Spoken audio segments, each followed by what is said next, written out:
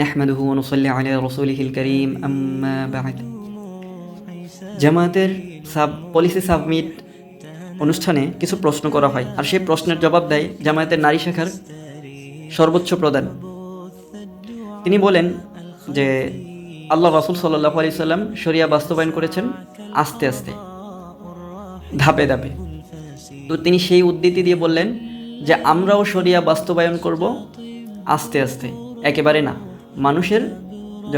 মানুষের চাওয়া পাওয়া, ইনসাফ মানুষ যখন চাইবে তখন তিনি সেই অবস্থানে গিয়ে মানুষের চাওয়ার মাধ্যমে শরিয়া বাস্তবায়ন করবে। এই যে কথা, আসলে আল্লাহ রাসূল মানুষের চাওয়া পাওয়ার মধ্যে ইচ্ছা অনিচ্ছাকে শরিয়া বাস্তবায়ন করেছেন। আমরা দেখি আল্লাহ তাআলা তেনার প্রজ্ঞা, তিনি প্রত্যেকটা আয়াত নাজিল করেছেন ধাপে ধাপে, প্রত্যেকটা বিধান আল্লাহ তাআলা ধাপে ধাপে নাজিল করেছেন। আর যখনই কোনো বিধান আল্লাহ তাআলা নাজিল করেছেন, আল্লাহ রাসূল তা বাস্তবায়ন করে ফেলেছেন। যখনই কোনো বিধান আসছেন তখনই আল্লাহ রাসূল বাস্তবায়ন করেছেন। তাহলে কি দাঁড়ালো? যে ধাপে ধাপে করেছে, কিন্তু যখনই আসছে তখনই আল্লাহ রাসূল বাস্তবায়ন করে ফেলেছেন। যখনই আয়াত নাজিল হয়েছেন তখনই আল্লাহ রাসূল বাস্তবায়ন করেছেন।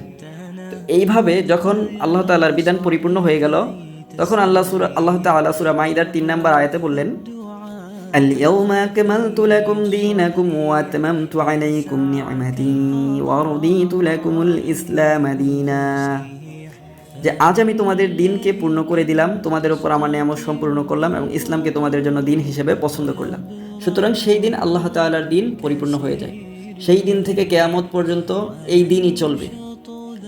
তাহলে আজকে এই যে আপা বলল যে তিনি ক্ষমতায় গেলে ধাপে ধাপে বাস্তবায়ন করবেন, সেই আল্লাহ রাসূল যখনই বিধান পেয়েছেন তখনই বাস্তবায়িত করেছেন। তাহলে আপনি তো এখন পূর্ণ বিধান পেয়ে গেছেন, আপনি এখন পূর্ণভাবেই বাস্তবায়িত করতে হবে। আপনি যে বললেন যে আল্লাহ রাসূল মানুষের ইচ্ছা অনিচ্ছা দেখে বাস্তবায়িত করেছে, আপনি তো তারা তো স্পষ্টই আল্লাহ এবং তার রাসূলের উপর অপবাদ দিয়েছেন এবং ইসলামের শরীয়তের অপব্যাখ্যা করেছেন, যা অতি নিন্দনীয়। ওনার তওবা করা উচিত। দ্বিতীয়ত, ওনাদের কাছে জিজ্ঞাসা করলো যে যদি জামায়াত ইসলামী ক্ষমতায় আসে তাহলে নারীদেরকে কি বোরকা পরাতে হবে? এক আপা জবাব দিল যে স্বয়ং আল্লাহ তাআলাই বলেছেন যে দিনের ব্যাপারে কোনো জোর জবরদস্তি নেই, তাহলে আমরা জামাত ইসলাম কেন জোর জবরদস্তি করব? এটার আংশিক সত্য। এই জন্য বলছি যে আল্লাহ তাআলা সূরা বাকারার 56 লা ইকরাহা ফিদ্দীন, দিনের ব্যাপারে কোনো জবরদস্তি নেই। এই আয়াতটা আল্লাহ তাআলা কাদের জন্য নাজিল করেছেন? কাফির, মুশরিক, ইহুদি, নাসারা, অন্যান্য যত ধর্মাবলম্বী আছে শুধুমাত্র মুসলিম ব্যতীত মুসলমানদের জন্য আল্লাহ তাআলা যে আয়াত নাজিল করবেন, যা নির্দেশ দিবেন, তা কোনো মুসলমান যে নিজেকে মুসলিম দাবি করে সে মানতে বাধ্য। সে কোনো তর্ক করতে পারবে না, যুক্তি দিতে পারবে না। সে শুধু বলবে সামি'না ওয়া আতা'না, শুনলাম এবং মানলাম, সেই ঈমানদার, সেই মুমিন। সুতরাং এখানে কোনো তর্ক নাই। এইখানেও তারা অপব্যাখ্যা করেছে স্পষ্টতই। আর যারাই বলবে যে আল্লাহ এবং তার রাসূল কোনো নির্দেশ দিবে এবং তারা তা মান্য করে নেবে, তাদের ব্যাপারে আল্লাহ বলেন উলাইকা হুমুল মুফলিহুন, আর ওহারাই সফলকাম। তো তৃতীয় যে কথাটা বলতে চাই, যদিও ওনারা এটা হয়তো কথার কথা বলেছেন, তারপরেও এই কথাটারও জবাব দেওয়া উচিত। ওনারা বলেছেন যে ওনারা এমন রাষ্ট্র বাস্তবায়িত করতে চায় যে টেকনাফ থেকে তেঁতুলিয়া একজন নারী একা একা নির্ভয়ে যেন চলতে পারেন। আসলে নারীকে একা একা চলার অনুমতি আল্লাহ তাআলা এত দূর দেয় নাই।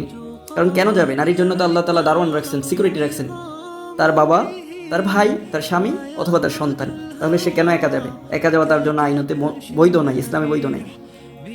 এখন লাস্ট যে কথাটা বলতে চাই, ওনাদের পরিকল্পনা আগামীতে ওনারা এমপি মহিলা প্রার্থী দেওয়ার চিন্তা ভাবনা, সেটা আগামীতে ওনাদের পরিকল্পনা। আর এখন ওনারা বলছেন যে ওনাদের কিছু নারী সদস্য রাজনীতিতে যুক্ত, যারা খুব ইউনিয়ন পরিষদে, সিটি কর্পোরেশনে ওনারা এই আসনগুলো বিজয় লাভ করেছেন। সেখানে ওনারা বলছেন যে ভাইস চেয়ারম্যান 48 জন, কমিশনার 38 জন এবং ইউপি সদস্য, মানে আমরা যেটা মেম্বার বলি, 116 জন। তো এখন এই যে ওনারা রাজনীতিতে নেতৃত্ব দিচ্ছে, এই ব্যাপারে আল্লাহ তাআলার কি মতামত, আল্লাহ রাসূলের কি মত? আমার ক্ষুদ্র জ্ঞানে আমি সূরা আহজাবের 33 নম্বর আয়াত যে পড়লাম তার তাফসিরে দেখলাম যে আল্লাহ এবং তার রাসূল সাল্লাল্লাহু আলাইহি সাল্লাম নারীদেরকে ঘরে থাকার ব্যাপারেই নির্দেশ করছেন। সূরা আহজাবে পর্দার ব্যাপারে এবং স্বামীর আনুগত্য এবং নামাজ, যাকাত এছাড়াও সর্বপ্রথম যে কথাটা বলা হয়েছে সেটা বলা হয়েছে যে নারীরা সগৃহে অবস্থান করো, নারীদেরকে ঘরে থাকার কথা বলা হয়েছে। আমি হযরত আব্দুল্লাহ রাদিয়াল্লাহু তাআলা থেকে বর্ণিত একটা হাদিস বলি যে আল্লাহ রাসূল সাল্লাল্লাহু আলাইহি সাল্লাম বলেছেন, নারীরা যখন ঘর থেকে বের হয় তখন শয়তান তাদের প্রতি উৎ পেতে থাকে। তারা আল্লাহ তাআলার খুব বেশি নিকটবর্তী থাকে তখন যখন তারা ঘরে থাকে। তাহলে এই হাদিসের দ্বারা বোঝায় যে আল্লাহ রাসূল নারীদেরকে ঘরে থাকতে বলেছেন। আরেকটা হাদিস আছে যে আনাস রাদিয়াল্লাহু তাআলা থেকে বর্ণিত, কিছু নারী আল্লাহ রাসূল সাল্লাল্লাহু আলাইহি সাল্লামের কাছে গেলেন এবং বললেন যে আল্লাহ রাসূল, পুরুষরা তো জিহাদের মতো এত বড় আমল করে মর্যাদাবান হচ্ছে, আমরা কি এমন আমল করতে পারি যে জিহাদের সমমর্যাদাবান সওয়াব লাভ করতে পারবো? তখন আল্লাহ রাসূল সাল্লাল্লাহু আলাইহি সাল্লাম জবাবে বললেন যে তোমরা পর্দা সহকারে ঘরে থাকো। তাহলে এখানে কি দাঁড়ালো? আল্লাহ রাসূল নারীদেরকে ঘরে থাকতে বললেন এবং ঘরই নারীদের জন্য উত্তম আবাসস্থল। তাহলে এই যে আপনারা নেতৃত্বে যাচ্ছেন, আপনারা রাজনীতি করছেন, প্রতিবাদ সমাবেশ করছেন, মিছিল করছেন, নির্বাচনী প্রচারণা করছেন, এটা কি আল্লাহ তাআলা এবং তার রাসূলের অমান্য হচ্ছে না? আপনারা যদি এগুলো আল্লাহকে খুশি করার জন্যই করছেন, তাহলে আল্লাহ তো আপনাদেরকে নির্দেশ করছেন ঘরে থাকার জন্য। আপনারা কেন আল্লাহ তাআলার নিষেধ অমান্য করে রাস্তায় বের হচ্ছেন? কেন আপনারা এই যে গণতান্ত্রিক দলের নেতাকর্মীদের কাছে লাঞ্ছিত হচ্ছেন? আল্লাহ তাআলা যে নির্দেশ দিচ্ছে, এই নির্দেশ মানলে তো আপনারা লাঞ্ছিত হতেন না। আমরা যদি দেখি উম্মাহাতুল মুমিনিনদের জীবনী, আমি আম্মাজান আয়েশা রাদিয়াল্লাহু তাআলা থেকে সামান্য একটু কথা বলি। একদা আম্মাজান আয়েশা রাদিয়াল্লাহু তাআলার কাছে একজন তাবিঈন আসছিলেন। তখন আম্মাজান আয়েশা রাদিয়াল্লাহু তাআলা পর্দার আড়ালে ছিলেন, কিন্তু সেই তাবিঈন ছিলেন অন্ধ। একজন অন্ধ তাবিঈনের কাছেও আম্মাজান আয়েশা রাদিয়াল্লাহু তাআলা পর্দার আড়ালে ছিলেন। দ্বিতীয়ত যে কথাটা, আম্মাজান আয়েশা রাদিয়াল্লাহু তাআলা হজ করতেন রাতের আধারে, তাওয়াফ করতেন রাতের আধারে, এবং কি মাঝরাতে যেন কেউ না দেখে, মানুষের থেকে অনেকটা দূরে। আম্মাজান আয়েশা তো মুমিনদের মা, সেই যুগে তিনি পর্দার ব্যাপারে এতটা কনসার্ন ছিলেন। আর আজকে আপনারা বলছেন আপনারা ইসলামী দল, ইসলামের দাওয়াত দিচ্ছেন, আপনাদের পর্দার ব্যাপারে এতটা বেখেয়াল, এতটা গাফিলতি, এটা তো আসলে আল্লাহ রাসূল সাল্লাল্লাহু আলাইহি সাল্লামের সুন্নাহর বিপরীত।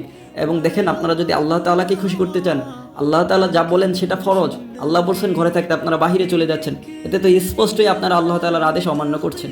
তো সুতরাং আপনারা ভেবে দেখবেন, আমি আপনাদের কাছে আশা রাখি আপনারা আল্লাহ রাসূল এবং আল্লাহকে যদি সন্তুষ্ট করার উদ্দেশ্য হয়, তাহলে আল্লাহ আপনাদেরকে যে আদেশ করেন সে আদেশ মানতে বাধ্য।